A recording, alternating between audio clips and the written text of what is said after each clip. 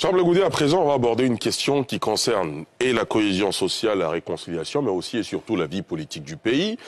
Vous parliez tout à l'heure de la commission électorale indépendante. Elle a invité l'ensemble des partis politiques significatifs pour évoquer la question de la liste électorale. Et il se trouve qu'il a été rappelé à toutes fins utiles que le président Laurent Gbagbo ne figure pas sur cette liste électorale pour ses déboires judiciaires. Je pense que vous avez le même sort.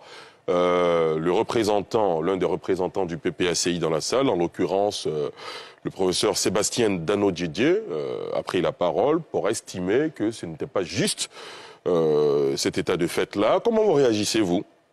À quoi? Au fait que le président Gbagbo ne soit pas sur la liste électorale, que vous également, vous n'y soyez pas. Merci. C'est précis? Oui, comme tout le monde, hier, mes services, mes camarades, après avoir vérifié, m'ont rapporté que le président Gbagbo, moi-même, Guillaume Soro, nous ne sommes pas sur la liste. Vous étiez surpris? Non. Non, moi je n'étais pas surpris. Je sais que je suis condamné à 20 ans. Mais je ne suis pas gracié même. Je peux sortir là tout de suite et le procureur peut m'arrêter. Voilà, je suis condamné à 20 ans. On m'a radié de la liste électorale, c'est la conséquence de ma condamnation. Que faire? J'ai pris acte de la décision. J'ai mal, bien sûr. Parce que j'ai toujours considéré cette condamnation comme une condamnation politique. Je ne vais pas revenir sur les détails. Ce n'est pas l'objet de la question que vous m'avez posée. J'estime que le droit à parler, hier, c'est une réponse juridique, judiciaire qui a été donnée. Mais il faut bien régler la question. Parce que ce qui est important pour moi, c'est qu'il faut éviter à la Côte d'Ivoire d'autres tensions. Il faut donc créer un cadre politique pour régler cette question-là. Mais avant la question, le cadre politique, il y a le recours. Il y a un contentieux qui sera ouvert. Malheureusement, pour nous encore, le président Gbagbo et moi, c'est la même CEI qui va répondre parce que la cause n'a pas encore changé. Ce que je propose, ce que je demande. Souvent, nous avons vu ici le président Bédié, le président Gbagbo, le président Ouattara s'est rencontré ici à Abidjan. Ensuite, à Yamoussoukro. Et quand ils se sont rencontrés à Yamoussoukro, c'était autour de la remise d'un prix de paix. Moi, je souhaite que les trois elders, comme ils l'ont promis, que chaque fois que besoin sera, ils vont se rencontrer.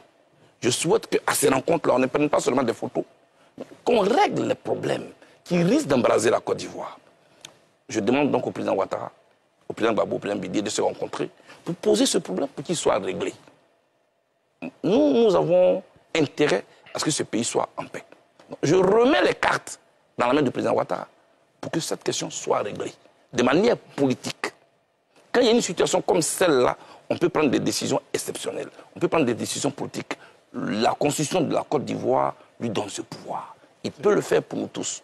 Mais en ce qui me concerne, moi je suis un garçon... Vous allez observer les voies de recours?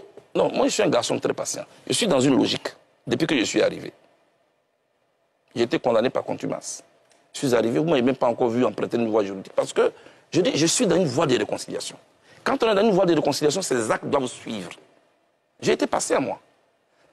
Monsieur Delassouba. Dites-nous. J'ai fait 14 mois en détention, en isolement ici à la DST. Ensuite, on m'a transféré à la CPI, où j'ai fait près de 6 ans de procédure judiciaire. J'ai été acquitté le 15 janvier 2019, à 16h, à Tulle, à 21h45, pendant que mes partisans tentaient de célébrer dehors, on me remettait les menottes.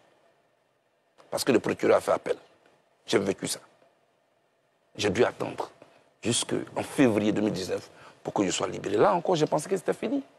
Je devais attendre 3 ans plus tard pour que le 31 mars 2021, je sois totalement libéré. Là encore, j'ai cru que c'était fini. Je devais attendre 1 an et demi pour obtenir un passeport qu'on obtient en 3 jours.